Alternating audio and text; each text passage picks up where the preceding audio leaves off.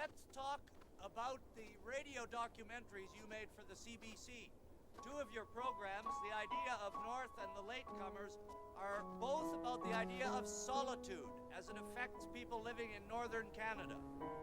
In fact, all of those programs deal to some degree with solitude. There are 5 programs I've made that have taken 300 or 400 hours of studio time.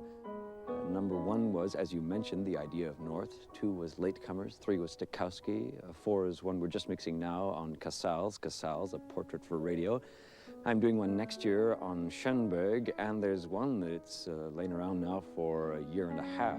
It's a program about the Mennonites called Quiet in the Land, and that's the ultimate in community isolation.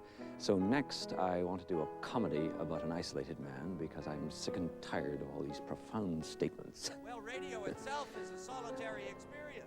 Why does it interest you as a medium? I'd like to deal with this as sensibly as I can. It's a big question. It's an important question.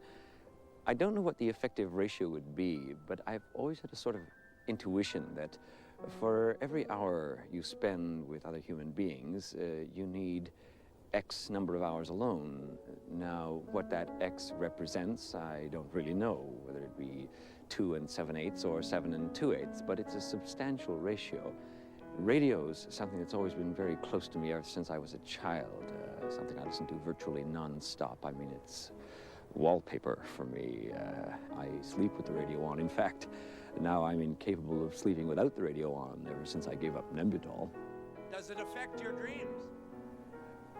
Sure, insofar as if there are broadcasts on the hour, I will pick up the bulletins and dream them, and in the morning, if there's a boat that's just gone down, I'll think, gee, that was an odd dream about the Titanic I had last night, and I will have, of course, gone through it. Maybe your feelings about solitude come from your Nordic temperament. I think that's certainly part of it. It's always been an ambition of mine, which I'll probably never get around to realizing, to spend at least one winter north of the Arctic Circle. Anyone can go there in the summer when the sun is up, but I want to go there when the sun is down. I really do, and so help me, I'm going to do it one of these times. I've been saying this for 5 or 6 years now, and every year the schedule gets in the way. Well, I hope you do. Thank you very much.